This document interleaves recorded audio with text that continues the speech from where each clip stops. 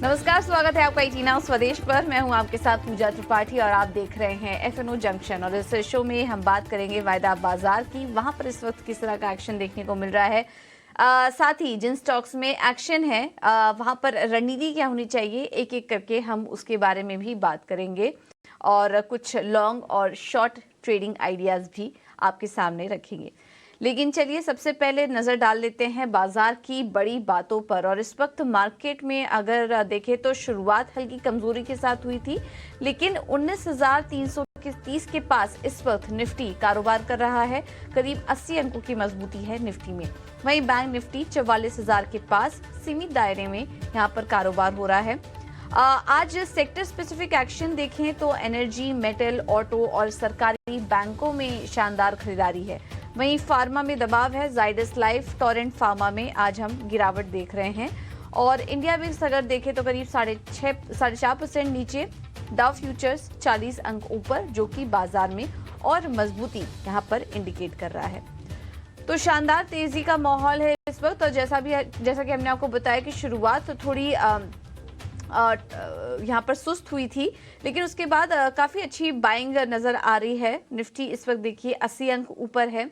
Bank Nifty भी करीब 25 अंक की मजबूती के साथ कारोबार कर रहा है। तो अब यहाँ पर एक अच्छा ट्रेड दिख रहा है और स्पेशली स्मॉल कैप और मिड कैप स्टॉक्स से भी काफ़ी अच्छा कंट्रीब्यूशन देखने को मिल रहा है। एडवांस डिक्लाइन रेशियो भी पॉजिटिव है। हरे गिरने वाले शेयर के सामने लगभग 2 स्टॉक्स ऐसे हैं जो कि हरे निशान में कारोबार कर रहे हैं। आज मजबूती है ONGC, NTPC, Tata steel, Hindalco, coal India, metal और एनर्जी स्टॉक्स में काफी शानदार मजबूती आज के सेशन में हम देख रहे हैं, जो कि बाजार की तेजी को लीड कर रहा है। वहीं गिरने वाले शेयरों में टॉप निफ्टी लूजर देखेंगे तो डीवीज लैब टूटा हुआ है, डॉक्टर रेड्डीज, सिप्ला यहाँ दबाव है। और इसके अलावा एचडीएफसी बैंक और एशियन पेंट्स भी कमजोरी के साथ कारोबार कर रहे हैं।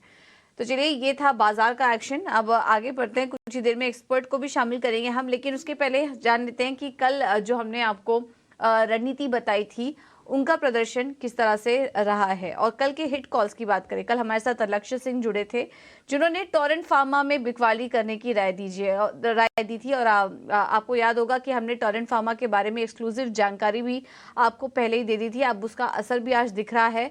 1900 के आसपास टोरेंट फार्मा था और देखिए वहां से अगर आपने शॉर्ट किया होगा, ये बिकवाली की रणनीति थी, अगर आपने शॉर्ट किया होता तो 6% का रिटर्न वहां पर मिल रहा है।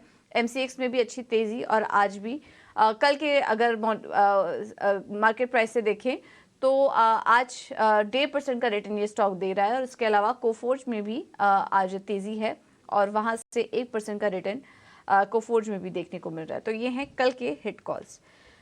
चलिए अब आज हमारे साथ मोतीलाल ओसवाल के चंदन तापड़िया जुड़ चुके हैं। चंदन, थैंक यू सो मच इटीना स्वदेश को समय देने के लिए। क्या व्यू बन रहा है आपका बाजार पर? अगस्त सीरीज की जो क्लोजिंग थी वो तो काफी कमजोर नोट पे हुई, लेकिन अब सितंबर सीरीज के लिए किस तरह से तैयारी करनी चाहिए और किन लेवल्स पर आपकी नजर रहेगी? जी नमस्कार। पूछा देखिए बाजार में पिछले महीने एक ऊपर के लेवल से डिक्लाइन हुई और उससे पहले निफ्टी ने 4-5 महीने अच्छी तेजी दी, तो सम सॉर्ट ऑफ कंसोलिडेशन यहाँ पे हुई।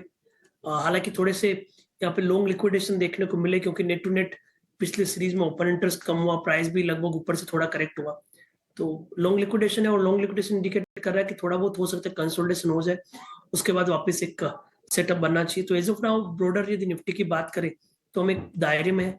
नीचे में आप देख रहे हो पिछले लगभग इंडेक्स को 13-14 दिन हो गए, बार बार 19,200 के आसपास जाता है और टर्न हो जाता है, ऊपर में 19,480 निकाल नहीं पाता। तो 19,200 से 19,480 ट्रेडिंग रेंज है। पिछले 13-14 दिनों से ये रेंज में कामकाज कर रहा है, तो ये रेंज डिसाइसिव निकलेगी तभी मार्केट में नया स्विंग बनेगा। But as of now mix set of cues रहेंगे।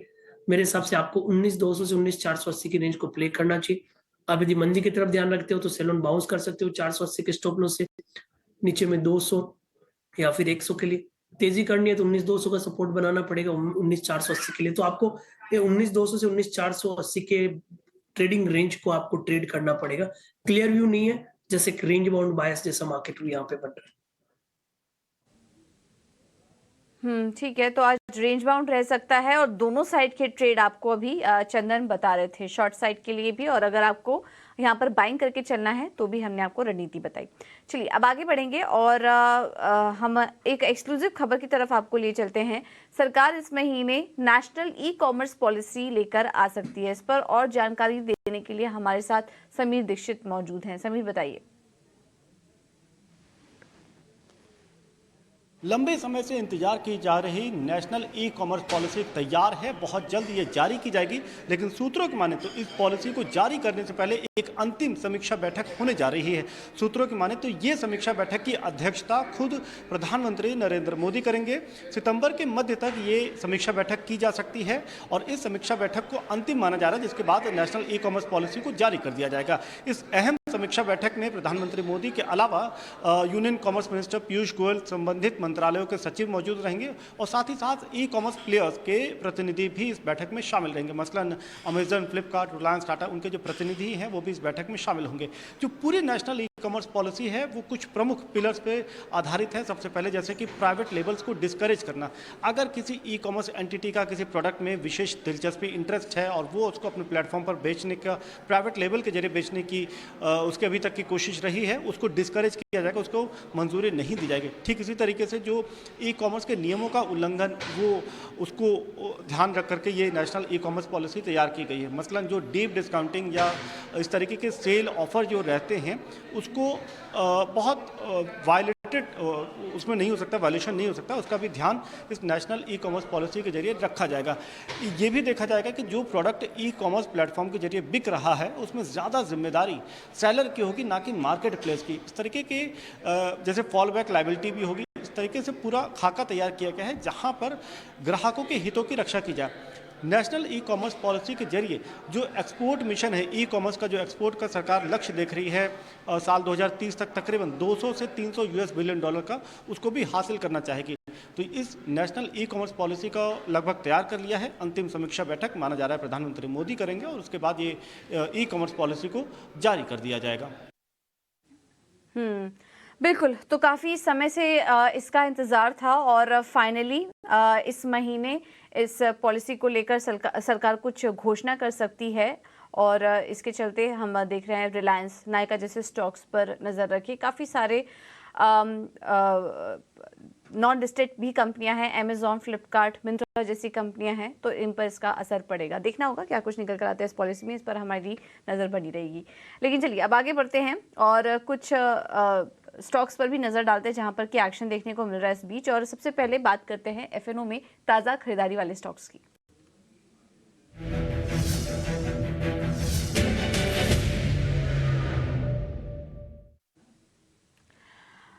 तो सबसे पहले उन स्टॉक्स के बारे में बात करेंगे जहां पर कि इस वक्त तेजी देखने को मिल रही है, यानी कि लॉन्ग बिल्डअप वाले शेयर्स। तो आज टॉप पर तो हैं मेटल्स शेयर्स ही, Tata steel, IEX, Indus tower, GAIL जैसे स्टॉक्स आज काफ़ी अच्छा प्रदर्शन कर रहे हैं। टाटा स्टील देखिए करीब 3% ऊपर है।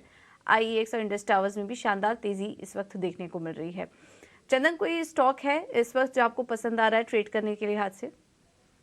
जी, आपने देखिए यहाँ पे टाटा स्टील की बात की है, मैं टाटा स्टील पे पहले ज़िक्र कर लूँ।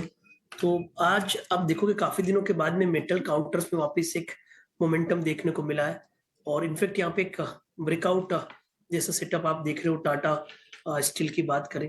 पूरा मेटल यहाँ पे होल्ड कर रहा है, इवन लास्ट मंथ भी मेटल अपने आप को होल्ड कर रहा था। इसका जो पुराना हर्डल था 124 वो डिसाइसिवली पार हुआ है। तो मेरे हिसाब से 124 को सपोर्ट बनाया जा सकता है, ऊपर में 131 131 तक के टारगेट के लिए। तो ओवरऑल टाटा स्टील में पॉजिटिव बायस रहेगा। उसके अलावा आप आईएक्स जैसे काउंटर पे देखोगे तो यहाँ पे बॉटम बने और ये बॉटम काफी दिनों के बाद बने। इसका जो मल्टीपल बैरियर है वो लगभग 132 के आसपास थे और आई थिंक ये स्टॉक अपने लगभग 58-60 दिनों के हाईएस्ट लेवल पे चल रहा है। तो यहाँ पे भी थोड़ी रिकवरी बनेगी। 129.50 के आसपास का सपोर्ट है, ऊपर में 137 के टारगेट के। ठीक है। तो ये है व्यू आईईएक्स पर 4% ऊपर इस वक्त कारोबार कर रहा है। चंदन, एक और स्टॉक इस लिस्ट में आ रहा है, वो है वोडाफोन आइडिया का। वैसे तो छोटा स्टॉक्स है लेकिन ट्रेडर फेवरेट स्टॉक है ये, और हम देख रहे हैं कि इस वक्त देखिए 12% ऊपर आ चुका है। एक बाइंग यहाँ पर नज़र आ रही है। 10.40 तो इसका 52 वीक हाई ही है।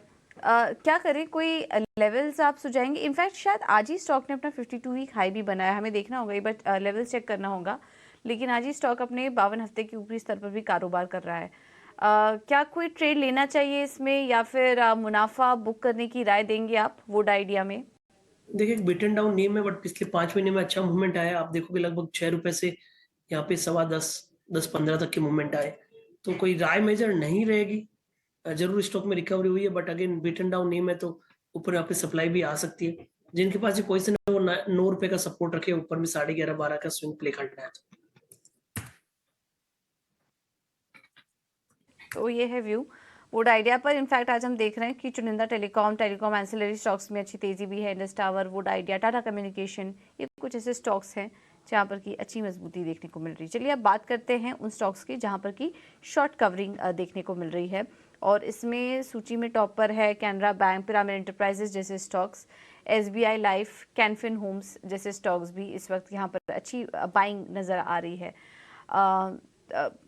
चंदन, इन सभी स्टॉक्स में से कुछ व्यू बन रहा है आपका ट्रेड करने के लिए हाथ से? देखिए, आपने जो स्टॉक डिस्कस किया उसमें काफ़ी सेलेक्टिव मूवमेंट है।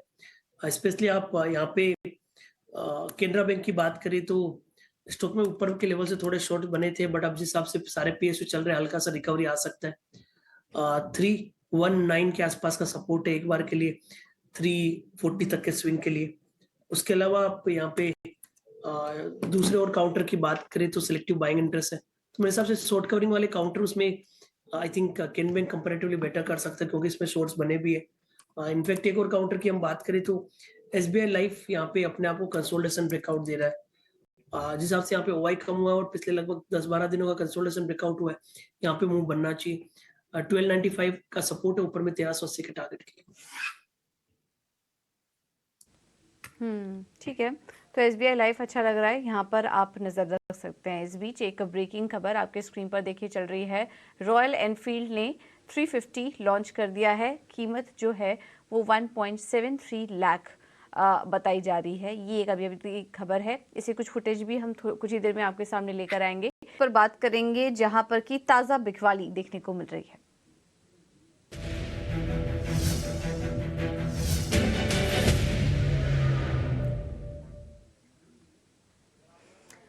और वो स्टॉक्स जहां पर कि इस वक्त फ्रेश शॉर्ट्स नज़र आ रहे हैं, उसमें सीमेंस है।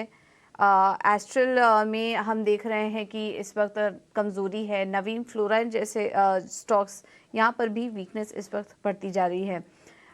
इन तमाम स्टॉक्स में चंदन, आपको कहीं ट्रेड दिखाई दे रहा है शॉर्ट साइड पर? कि एस्ट्रल पे एक मंदी का पोजीशन ढूंढा जा सकता है। यहाँ पे आप देखोगे थोड़े से शॉर्ट्स के बिल्टअप हो रहे हैं, और स्टॉक का पिछले 2-4 दिन पहले जो रिकवरी हुई थी वो रिकवरी को होल्ड नहीं कर पा रहा है। ऊपर के लेवल से सेलिंग हो रहा है, और की मूविंग एवरेज को भी स्टॉक का नीचे में तोड़ रहा है। तो 1960 के आसपास के रेजिस्टेंस रहेंगे जिसको स्टॉप लॉस बना सकता है। नीचे में आप देखोगे तो कहीं ना कहीं 1840 तक के डाउन साइड बन सकते हैं। तो एस्ट्रल में बिकवाली बन रही है। उसके अलावा दूसरे काउंटर की बात करें तो सीमेंस तो कंपैरेटिवली रेंज बाउंड है, बट नवीन फ्लोरों पे फोकस किया जा सकता है। यहाँ पे डिक्लाइन बनना चाहिए। स्टॉक में आप लगभग 4630 का स्टॉप लॉस रहेगा, नीचे में 4400 के टारगेट के। अच्छा, चंदन, आप एस्ट्रल में एक बार वापस से स्टॉप लॉस रिपीट करेंगे? बिल्कुल। एस्ट्रल में जो स्टॉप लॉस रहेंगे वो हम 1960 के आसपास बताएंगे, नीचे में 1840 के। ओके, तो 1840 तक के लेवल्स तक ये टूट सकता है। यहाँ पर आप ट्रेड ले सकते हैं शॉर्ट का, और स्टॉप लॉस लगाइए 1960 का। नवीन फ्लोराइन में भी 4400 के लेवल्स के लिए आप यहाँ पर बिकवाली कर सकते हैं। चंदन, एक राय दीजिए टोरेंट फार्मा पर भी। कल भी ये स्टॉक टूटा था। हमारी एक्सक्लूसिव खबर भी है, सिप्ला को लेकर यहाँ पर डील की खबरें निकल कर आ रही हैं, और एक्सक्लूसिव खबर थी। उसके बाद हम देख रहे हैं लगातार स्टॉक में प्रेशर है। कल भी टूटा था, आज भी 3% नीचे कारोबार कर रहा है। ये और कितना करेक्ट हो सकता है? वीकली चार्ट में lower top lower bottom formation यहाँ पे बन रहे हैं। जिस हिसाब से अब 1820 के नीचे होल्ड कर रहा है, डाउन साइड ओपन हो रहे हैं। यहाँ पे लगभग 1835 के आसपास के रेजिस्टेंस रहेंगे, और नीचे में 1725 1735 तक का डिक्लाइन बन सकता है।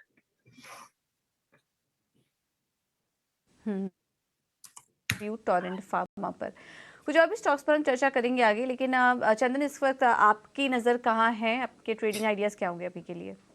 बिल्कुल, तो एक तो सबसे पहले टाटा पावर पे रहेगा। टाटा पावर पे पॉजिटिव प्राइस पैटर्न बना हुआ है और इनफैक्ट काफ़ी सारे पावर स्टॉक अच्छा कर रहे हैं। पोलैंड फ्लिक का ब्रेकआउट इधर बना है, तो 250 के स्टॉप लॉस से टाटा पावर पे खरीदारी की सलाह, 266 तक के टारगेट। दूसरा रहेगा बीएल पे लोगों के बिल्टअप है, सारे के सारे डिफेंस स्टॉक अच्छा कर रहे हैं, तो 134 के सपोर्ट से खरीदारी की सलाह रहेगी। ऊपर में 143, 145 तक के टारगेट रहेंगे। उसके बाद में हम फोकस करेंगे टाटा मोटर्स पे, जहाँ पे बॉटम बन रहा है। निफ्टी ऑटो और सारे के सारे auto stocks comparatively better perform कर रहे हैं, तो 603 का सपोर्ट रहेगा, ऊपर में 645 के लिए। सो टाटा मोटर, टाटा पावर और बीएल डिफेंस है, ये तीन हमारी चुनिंदा तेजी की पिक रहेगी। ठीक है, तो टाटा मोटर्स और बीएल, इन दोनों स्टॉक्स पर नज़र रखिए। तेजी के लिए आपको रणनीति यहाँ पर सुझाई है। कुछ लॉन्ग अनवाइंडिंग स्टॉक्स पर नज़र डालें तो एबीबी देखिए, इस वक्त 2% की वीकनेस वहाँ पर है और एसीसी में भी वीकनेस नज़र आ रही है। करीब 0.5% से ज़्यादा की कमज़ोरी, थोड़ा हल्का सा रिकवर हुआ है, लेकिन 0.5% के आसपास की कमज़ोरी एसीसी में भी देखने को मिल रही है। तो इन शेयरों में इस वक्त लॉन्ग अनवाइंडिंग नज़र आ रही है। क्या व्यू बन रहा है आपका चंदन इन दोनों ही स्टॉक्स पर? क्या एबीबी में और वीकनेस देख रहे हैं आप? देखिए, एबीबी में थोड़ी वीकनेस बन सकती है, बट एसीसी तो मेरे को नहीं लग रहा कोई डिक्लाइन आएगा। एबीबी यदि किसी के पास मंदी की पोजीशन बनानी है, तो आप यहाँ पे 4400, 4400 का स्टॉप लॉस बना सकते हो। नीचे में लगभग 4180 के डाउन साइड के लिए। वहीं एसीसी मेरे हिसाब से थोड़ा रुकना चाहिए, क्योंकि मेजर ट्रेंड पॉजिटिव है। इनफैक्ट यहाँ पे सपोर्ट लेगा तो बाइंग इंटरेस्ट नहीं आ जाए, तो एबीपी पे बिकवाले की सलाह, एसीसी को अवॉइड कीजिए।